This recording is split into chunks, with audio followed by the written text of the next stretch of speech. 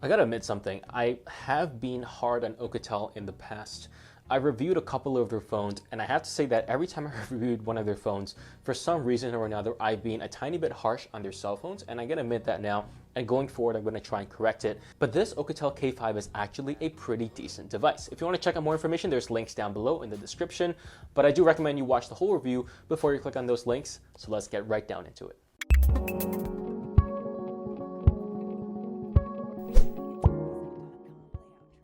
All right, let's talk about the build quality on the Oukitel K5.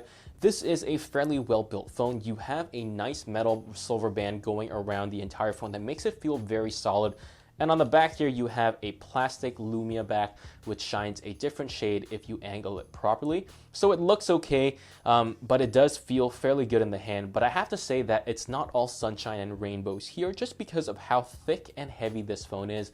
This phone is almost 1 centimeter thick and is very heavy as well. So even if this phone is fairly compact and it's fairly well built, this phone feels thick and heavy in the hand, which really does detract from the feeling of this phone. That being said, this phone doesn't look too bad. On the back here, you have your dual camera setup, you have your fingerprint sensor and your LED flash. And on the front here, you actually have some fairly slim bezels, which is actually quite surprising. On the side bezels here are slim enough. They're still a little bit big, but to be honest, you can't really see it that much. So it's definitely nice slim side bezels. The top and bottom bezels are okay.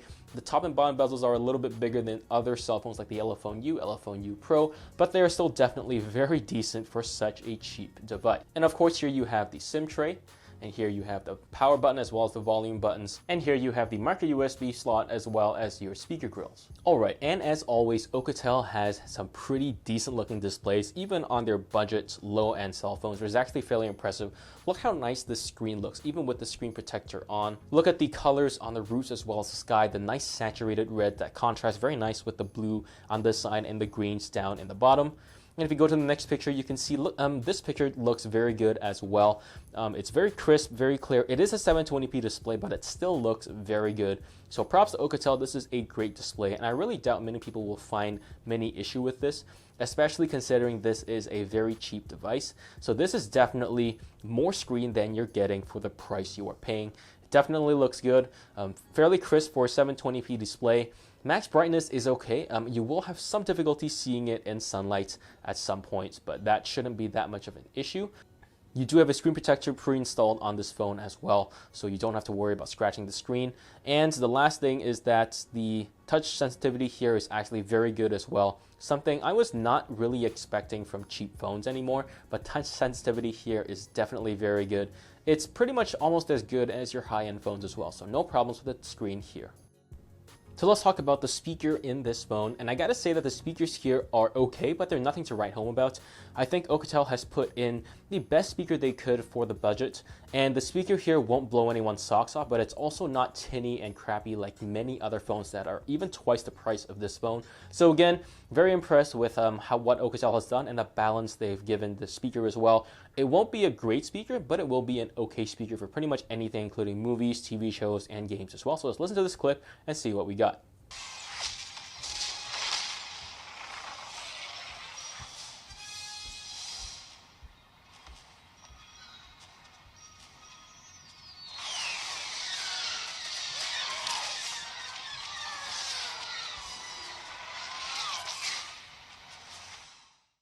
Alright, let's talk about battery life. Here you have a 4,000 milliamp hour battery paired with the MTK 6737 processor. And I have to say that this processor is not known for being super power efficient, but with Oukitel software, I was still able to get around 7 to maybe 7.5 hours of screen on time, which is actually fairly decent, especially considering this is an older, lower end processor with not the best power efficiency, so it's definitely good. And of course, charging using the micro USB port here is fairly fast. I could charge it in around 2.5 hours as well, even not using a quick charge brick as well. So I will say that battery life here leaves nothing to be desired, so I really don't have to worry too much about the battery life here. It's not going to be the greatest, but it will be sufficient for most people who are using this phone.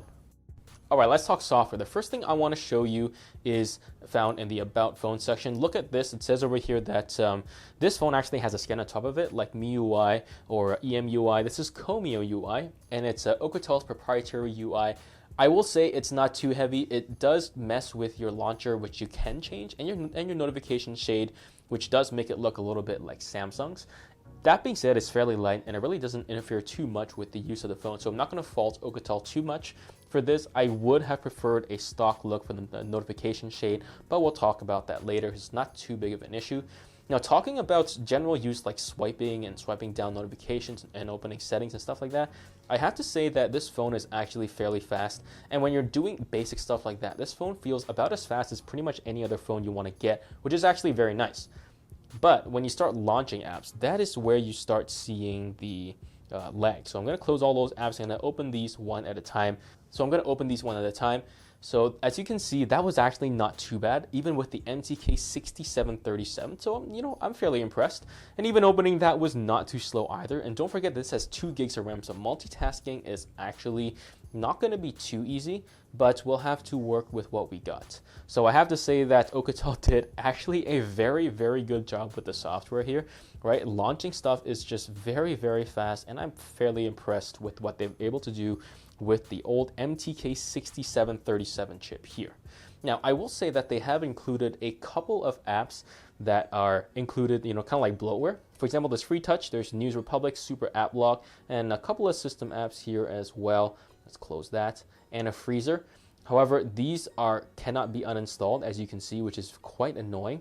So some of these things cannot be installed, and some can. But I really wish they, left the apps, untouched and don't add all sorts of weird apps that I might or might not use. So maybe for the future, don't include these apps. Thank you very much. Alright, so let's talk gaming for this phone. This phone is not going to be your typical gaming device. You're not going to be able to play like the most intense games on this phone. But I will say that if you're playing, light games, for example, Subway Surfers, this is going to work fine for you. But I will say that if you're looking for a phone that will play the most intense games, this is not the phone for you.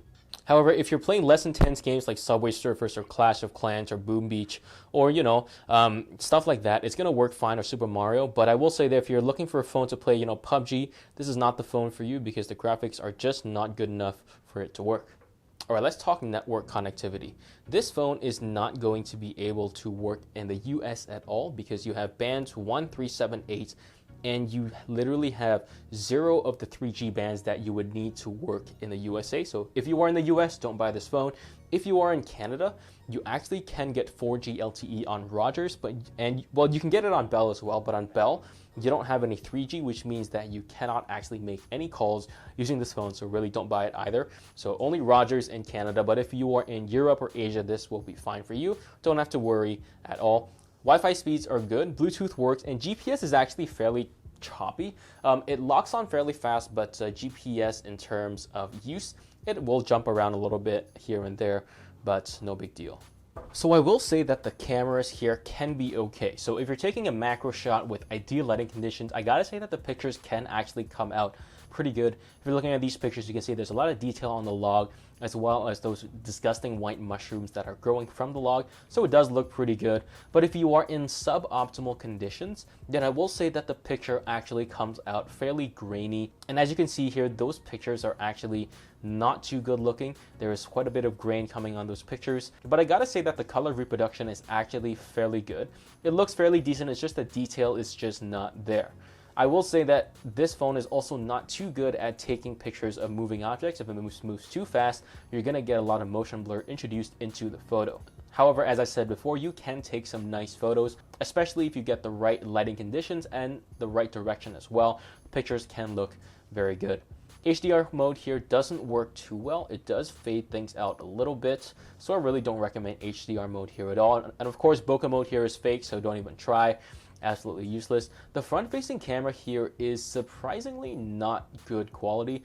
The detail is definitely not there, and it's really not that good of a selfie shooter. So I really don't recommend this selfie camera for pretty much anything unless you are in like a dire circumstance. So let's talk about video quality. The video quality, they claim to be able to take, this like 1080p video, but the quality here looks more like 720p, even in good lighting conditions. So the detail is really just not there in terms of video quality. The color reproduction is actually fairly decent, so I really don't mind how the color looks on this camera, but I will say that the detail is not there, and of course, color without detail is pretty much useless. There are obviously some downsides with this phone. It's not a powerhouse. You can play most games, but there will be some games that will stutter on this phone. This phone's actually fairly thick. It's about 9.5 millimeters thick, which is almost 1 centimeter, and it feels heavy and it feels thick as well. So it's not as nice feeling in the hand as you would think because of how big and thick this phone is. And of course, if you are in USA, this phone really is not recommended because it doesn't work on pretty much any carrier. In terms of Canada, this will get 4G on Rogers, but if you are on Bell and Telus or pretty much anyone else, then you're not going to be able to receive calls on this phone. You will get 4G, but you won't be able to receive calls on the Oukitel K5. The last thing as well is if you're talking about price, this thing retails at about $115. Now that's a pretty decent price, but when you get down to these budget price ranges, every $10 counts towards the price, whether how expensive or how cheap it is. And I have to say at $115, it's not super cheap. It's fine, but it could be a little bit cheaper. So I do recommend finding a coupon. If you can find this for like $105 or even $100, this is definitely a decent deal. Of course, you should always check out the Xiaomi Redmi 4X or the Redmi 4A. If you can find those at $100, those are great options as well. Let me know what you think about the Oukitel K5 and let me know in the comments down below. And of course, as always, check out the giveaway I'm hosting in the description down below. Thank you so much for watching, and I'll see you guys in the next one.